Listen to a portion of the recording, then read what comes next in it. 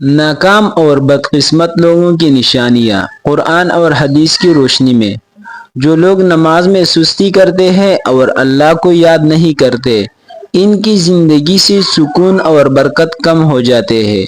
اللہ تعالیٰ نے قرآن میں فرمایا، تباہی ہے ان نمازیوں کے لیے جو اپنے نماز سے غافل ہے۔ اسی طرح جو لوگ جھوٹ بولتے ہیں اور دوسروں کو دھوکہ دیتے ہیں، وہ آہستہ آہستہ لوگوں کا اعتماد اور اپنی عزت کھو دیتے ہیں۔ نبی کریم صلی اللہ علیہ وسلم نے فرمایا کہ سچائی نیکی کی طرف اور جھوٹ برائی کی طرف لے جاتا ہے۔ ناشکری بھی بدقسمتی کا ایک بڑی علامت ہے۔ جو شخص اللہ کی نعمتوں کا شکر ادا نہیں کرتا، اس کی نعمتوں میں برکت کم ہو جاتی ہے، جبکہ اللہ نے فرمایا کہ اگر تم شکر کرو گے تو میں تمہیں اور زیادہ عطا کروں گا۔ والدین کی نافرمانی بھی انسان کی ناکامی کا سبب بنتی ہے۔ جو اولاد والدین کی عزت اور خدمت نہیں کرتے، وہ زندگی میں خیر اور برکت سے محروم ہو سکتے ہیں۔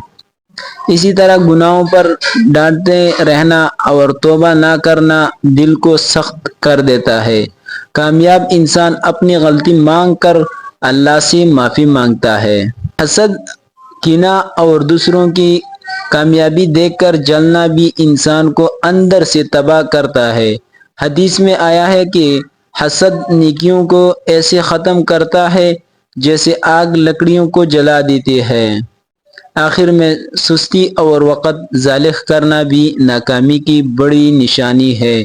جو شخص اپنے وقت کی قدر نہیں کرتا، وہ اکثر کامیابی سے دور ہو جاتا ہے۔ اگر کامیاب اور خوش نصیب بننا چاہتے ہو تو نماز قائم کرو، سچ بولو، والدین کی خدمت کرو، اللہ کا شکر ادا کرو، گناہوں سے توبہ کرو اور وقت کی قدر کرو۔ جزاک اللہ خیر۔